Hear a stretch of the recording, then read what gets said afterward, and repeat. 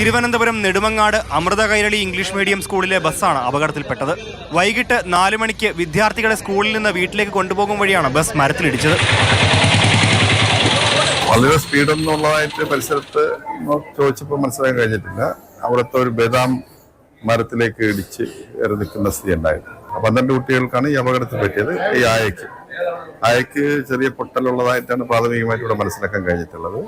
മറ്റു കുട്ടികളുടെ ചുണ്ടും പല്ലും ഒക്കെ തന്നെ ഇടിക്കുകയും അതുപോലെ നെറ്റിയും കവിളിടമൊക്കെ തന്നെ ഇടിക്കുന്ന സ്ഥിതിയാണ് ഉണ്ടായത്. ആര്യനാട് പള്ളിവേട്ട റോഡിൽ കടുവക്കുഴി ജുമാഅത്ത് റോഡിൽ നിന്ന് വലതുവശത്തേക്ക് ബസ് തിരിയുന്നതിനിടെ നിയന്ത്രണം വിട്ട വാഹനം മരത്തിലിടിച്ച് നിൽക്കുകയായിരുന്നു. 13 വിദ്യാർത്ഥികളാണ് ബസ്സിലുണ്ടായിരുന്നത്.